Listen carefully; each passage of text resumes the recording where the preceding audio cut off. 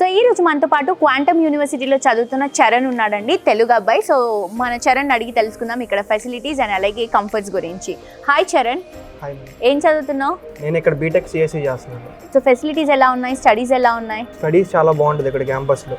First starting లో వచ్చినప్పుడు కొద్దిగా ఇబ్బంది పడ్డా ఇక్కడ ఈ లాంగ్వేజ్ కి సెట్ అవ్వడానికి.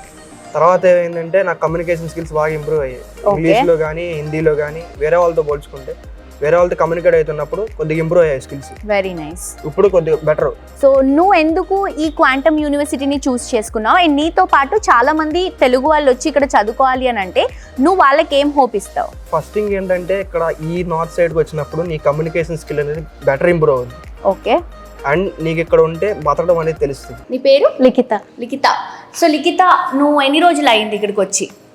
6 months. 6 months అయింది. అంటే you are in first year, right?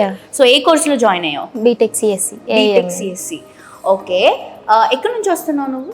ఆంధ్రప్రదేశ్లో ఇక్కడ ఒంగోలు. సో నీకు అక్కడికి ఇక్కడికి చాలా డిఫరెన్స్ ఉంటుంది కదా. సో నీకు ఎలా అనిపిస్తుంది యూనివర్సిటీలో జాయిన్ అయినప్పటి నుంచి? డిఫరెన్సెస్ ఏంటి, చేంజెస్ ఏంటి? అక్కడ ఉన్నప్పుడు అంటే తెలిసిన వాళ్ళు ఉంటారు, సేమ్ లాంగ్వేజ్ ఈజీగా అడ్జస్ట్ అయిపోతాం మనం. అదే ఇక్కడ అనుకో న్యూగా లాంగ్వేజ్ నేర్చుకోవచ్చు, ఓకే, కొత్తగా చాలా నేర్చుకోవచ్చు. సో ఫస్ట్లీ ఇంత దూరం వచ్చినందుకు కొంచెం డేర్గా కూడా అనిపిస్తుంది. సో నీకు ఇక్కడ ఫెసిలిటీస్ ఎలా ఉన్నాయి? కాన్ఫిడెంట్గా ఎలా ఉంటున్నావు ఇక్కడ?